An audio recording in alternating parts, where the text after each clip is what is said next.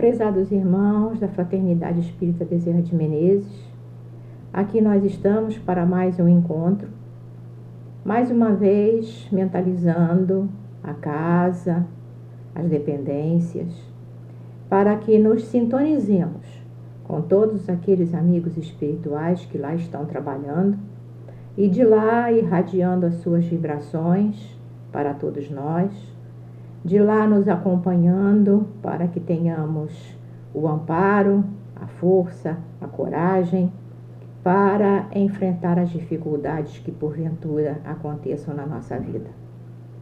Por enquanto, estamos distanciados das dependências físicas, mas estamos aqui sintonizados com a ambiência espiritual da fraternidade. Para hoje, nós temos o estudo de O Evangelho segundo o Espiritismo, capítulo 1, itens 1 a 4, Não vim destruir a lei.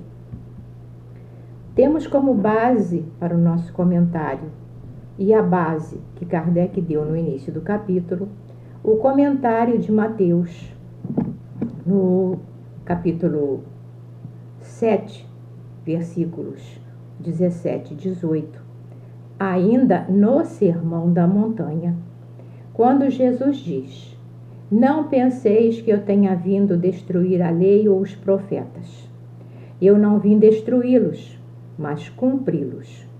Porquanto eu vos digo que, em verdade, que o céu e a terra não passarão sem que se cumpra perfeitamente tudo o que está na lei, até o último iota, até o último ponto. É a parte do Sermão da Montanha que vem logo após as bem-aventuranças. Jesus se refere à lei de Deus, dizendo que ele viria cumpri-la, desenvolvê-la, dar-lhe o verdadeiro sentido, apropriá-la ao grau de adiantamento dos homens. Carlos Torres Pastorino, nos estudos que ele faz dos evangelhos, que ele traduziu diretamente do grego, ele diz que o verbo utilizado, em vez de cumpri-los, a tradução mais adequada seria completá-los. O que dá a compreensão exata do texto, se levarmos em conta os versículos que se seguem, que vão de 21 a 44, ainda no final do Sermão da Montanha, quando Jesus atualiza a concepção mosaica da lei, e que nós veremos adiante. Primeiramente, vamos relembrar Moisés e a lei. Moisés recebeu mediunicamente no Monte Sinai os 10 mandamentos, que constam em 2 livros do Velho Testamento. No livro do Êxodo, capítulo 20, de 1 a 17, e em Deuteronômio, aí de forma mais sintética, no capítulo 5, de 6 a 21. Moisés estabeleceu ainda uma lei civil para poder disciplinar o povo que vinha da escravidão no Egito a caminho da terra prometida. Era um povo indisciplinado, desesperado, muito sofrido, e essa lei civil que Moisés criou para disciplinar esse povo confundiu-se e confunde-se até hoje com muitos credos religiosos de irmãos nossos com a lei divina, com a lei dos 10 mandamentos. Os 10 mandamentos, eles abrangem uma norma, ou melhor, várias normas, para a vida religiosa e moral das criaturas. Nós vamos utilizar para ler para vocês os 10 mandamentos uma tradução considerada a melhor e mais recente, que é a tradução da Bíblia de Jerusalém. Então, segundo essa tradução, os 10 mandamentos se restringem ao seguinte: 1. Eu sou o Senhor teu Deus, que vos tirei do Egito, da casa da servidão. Não terás diante de mim outros deuses estrangeiros. Não farás imagem esculpida. Desculpem que nós perdemos aqui o texto. Não farás imagem esculpida nem figura alguma do que está em cima do céu, nem embaixo na terra, nem do que quer que esteja nas águas sob a terra. Não os adorarás, nem lhes servirás. Terceiro mandamento: não pronunciarás em falso o nome de teu Deus. Então, vemos que até aqui, os 10 mandamentos tratam da relação do homem com a divindade, a relação do homem com Deus. E ao colocar nesse terceiro mandamento, não pronunciarás em falso o nome de teu Deus, já temos aqui o princípio da lei de adoração, do respeito e da unção que deve existir na pronúncia e na relação do homem com o Pai. Quarto mandamento: guardarás o dia de sábado para santificá-lo. Por quê? Aqui temos a lei do repouso, a lei do trabalho com a necessidade do repouso. O trabalho necessário, mas que precisa de uma pausa. E o mandamento diz que nessa pausa, pelo menos nessa pausa, deve haver uma santificação, uma retomada ao contato com Deus. Não que tenhamos um dia específico para orarmos, para nos sintonizarmos com a misericórdia divina. Mas naquele tempo era necessário uma concretização da ideia para que o povo pudesse entender. Quinto mandamento: honra a teu pai e tua mãe, a fim de viverdes longo tempo na terra que o Senhor, vosso Deus, vos dará. Lembramos aqui, um pouco antes, Jesus falava da bem-aventurança. Bem-aventurados os mansos, porque herdarão a terra. Então, aqueles que cumprissem o mandamento, o que cumprissem os mandamentos em geral, viveriam longo tempo, longas, futuras, muitas e muitas reencarnações, herdando a terra, os bens da terra necessários ao progresso também espiritual da criatura. Sexto mandamento: não matarás. Sétimo mandamento: não cometerás adultério. Oitavo mandamento: não roubarás. Nono mandamento: não apresentarás falso testemunho contra o vosso próximo. Aqui o princípio da lei de justiça, da ética, do respeito ao outro. E o último mandamento: não cobiçarás a mulher do vosso próximo, nem desejarás a casa do vosso próximo, nem o seu servo, nem sua serva, nem seu boi, nem seu asno, nem qualquer das coisas que lhe pertençam. Também aqui a ética em relação ao próximo. Não invejar, não cobiçar aquilo que pertence ao outro, como não desejamos que o outro cobice as coisas que nos pertencem. É um princípio que Jesus veio colocar em várias ocasiões. Então, o mestre afirma que não veio destruir a lei, referindo-se ao conhecimento que aquele povo tinha da lei mosaica e dos ensinamentos dos profetas. Mas ele vem trazer um novo entendimento com relação a tudo o que antes fora ensinado.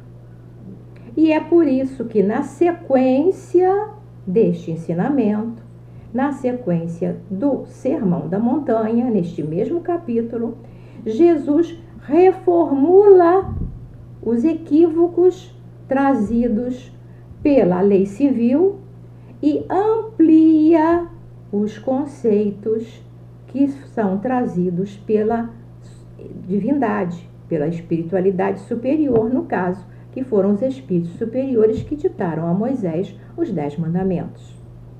Então, no versículo 21 e 23, Jesus diz ao povo no sermão: ouviste o que foi dito aos antigos, não matarás, e quem matar será réu no juízo. Esse é o 6º mandamento do Decálogo. E Jesus acrescenta: eu vos digo que todo o que se irrita contra seu irmão será réu no juízo, e o que disser a seu irmão raca será réu no conselho, e o que disser és um tolo será réu no fogo do inferno. Então aqui nós temos mais uma vez Jesus mostrando que não é só o ato de tirar a vida que ofende o próximo. Qualquer tipo de ofensa, a ofensa verbal, o cuidado com a linguagem que precisamos ter com o companheiro. Raca, ao tempo de Jesus, era uma ofensa que se dizia cuspindo no chão. Era uma grande ofensa.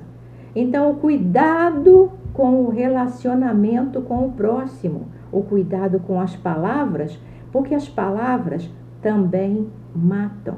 As palavras também destroem, aniquilam um ser humano pelo conteúdo e pela forma com que são ditas.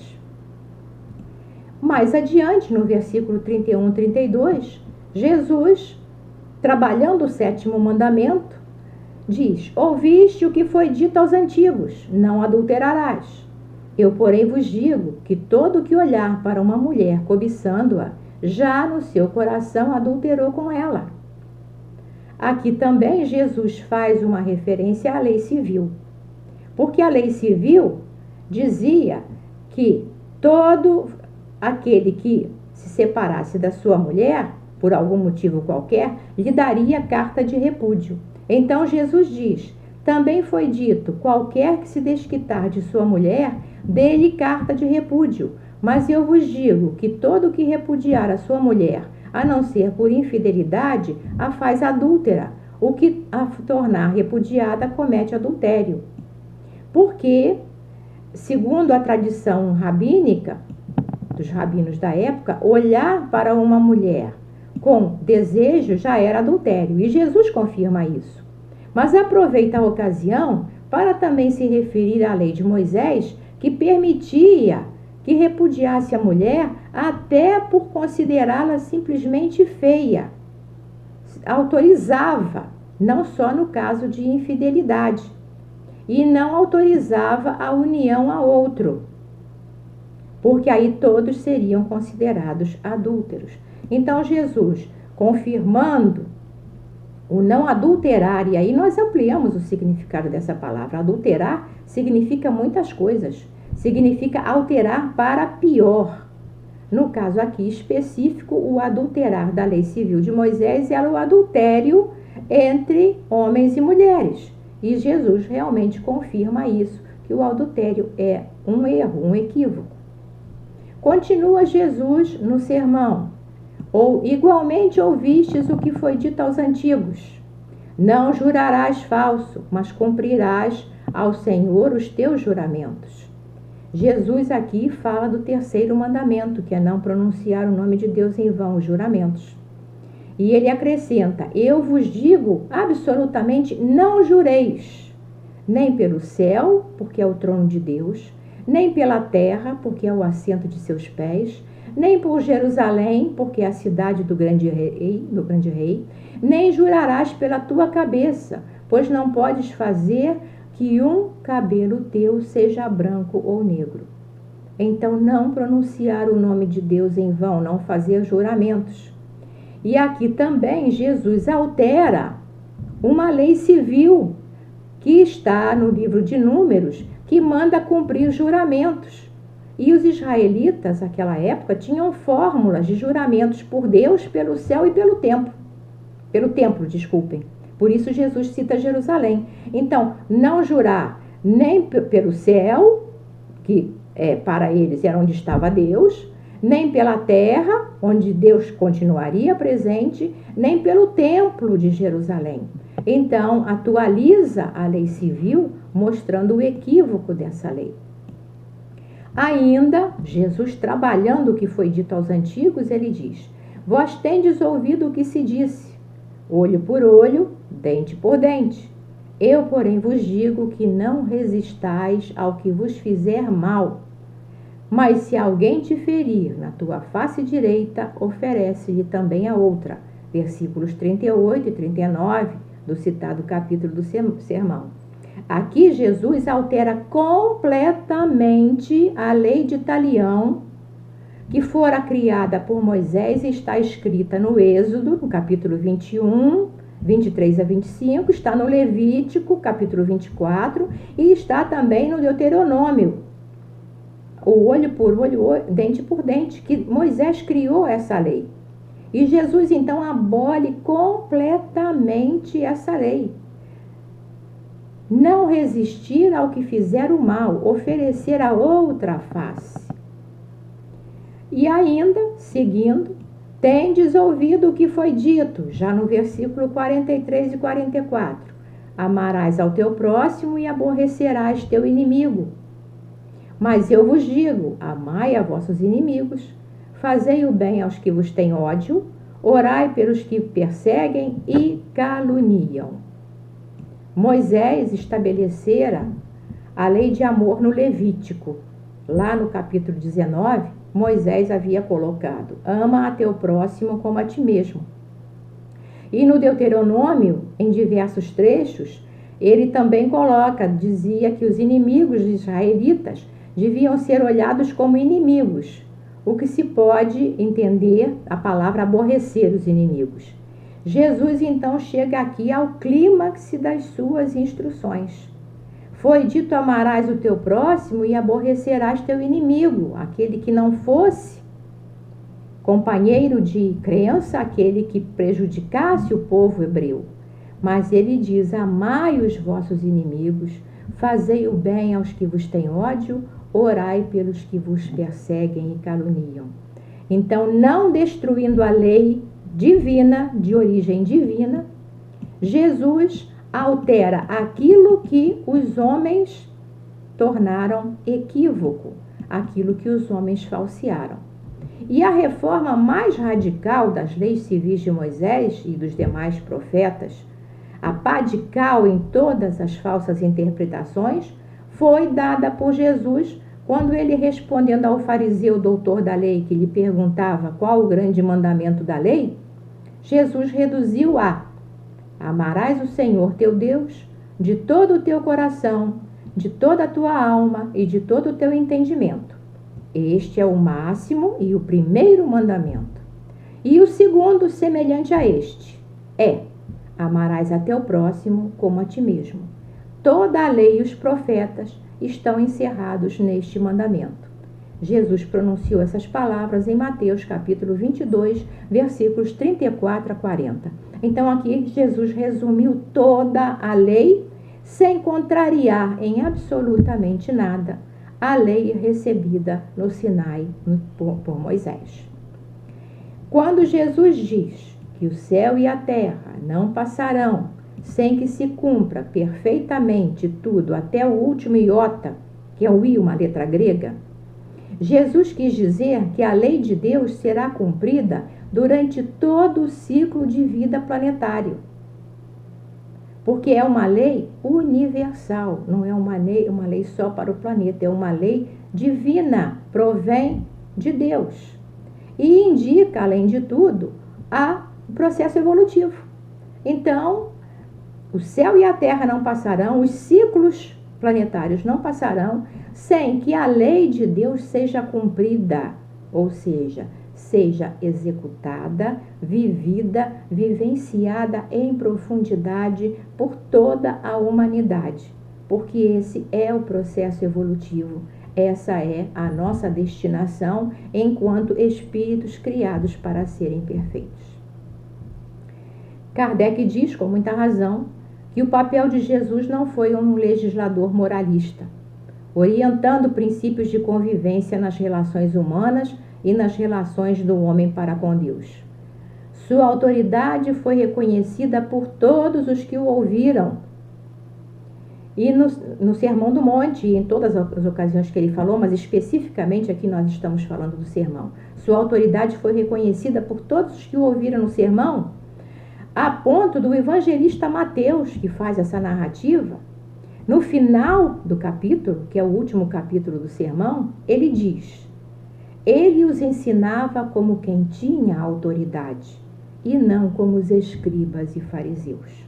Era a autoridade moral do espírito superior que está ali orientando, ditando normas de comportamento, ensinando como nos devíamos relacionar conosco, com os nossos irmãos e com o nosso Pai acima de tudo. Então, Jesus veio ensinar aos homens que a verdadeira vida não está na terra, mas na conquista do reino dos céus. E o que é o reino dos céus? O reino dos céus é a conquista, a evolução espiritual a qual todos nós estamos destinados. Trazer o reino dos céus para dentro de nós e, consequentemente, implantá-lo na terra. Então, o Mestre veio falar sobre isso, que não são só as coisas materiais. As coisas materiais, elas servem de instrumento para o nosso processo evolutivo, mas que precisamos conquistar esse reino, conquistar esses valores, as virtudes dentro de nós mesmos, que esse é o nosso processo evolutivo. E veio principalmente ensinar o caminho que conduz a esse reino. Basta o Sermão da Montanha para termos esse caminho, embora Jesus tenha trazido inúmeros outros ensinamentos. Mas o Sermão da Montanha nos dá exatamente o nosso roteiro de vida para a conquista do reino dos céus dentro de nós. Os meios de se conquistar estão também nesse mandamento maior, que é amar a Deus sobre todas as coisas, ao próximo como a si mesmo. E veio também, além do sermão em outras ocasiões, ele veio também nos ensinar quanto à marcha dos acontecimentos para a realização dos destinos humanos, as coisas que sucederiam necessárias ao nosso progresso evolutivo ou à evolução planetária. Ele não disse tudo, porque tudo ainda não podia ser compreendido pelo povo daquela época. Porém, ele lançou o germen e aguardou que a marcha do progresso trouxesse novas ideias e novos conhecimentos, traduzindo a maturidade do espírito humano para ter a compreensão de tudo que ele dizia. E hoje, com o progresso da ciência e o conhecimento da doutrina espírita, nós podemos entender melhor as palavras do Mestre, compreendê-las e senti-las. Que tenhamos em mente, companheiros, irmãos de jornada, esse seu ensinamento como roteiro de conquista e paz e equilíbrio para as nossas vidas.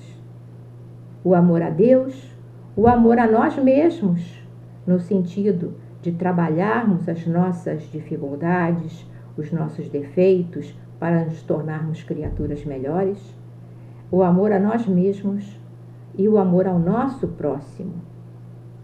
Que tenhamos em mente a grande lei de fazer ao outro aquilo que desejaríamos que o outro nos fizesse, porque é uma norma ética da maior amplitude e que pode nos conduzir a errar menos, a nos aperfeiçoarmos cada vez mais, a nos transformarmos em criaturas melhores.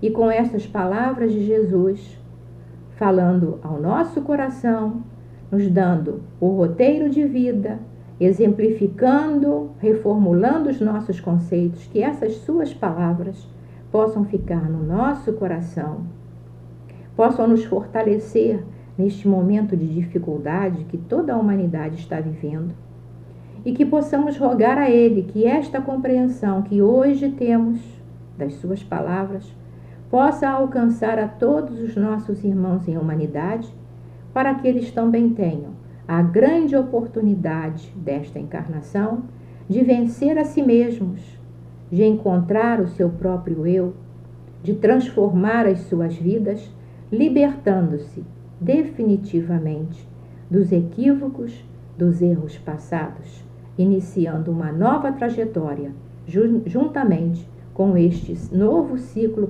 planetário, que é a era da regeneração. Para todos os companheiros, o nosso abraço fraterno e os nossos votos para que Jesus permaneça no coração de cada um, abençoando a sua jornada. Muita paz para todos.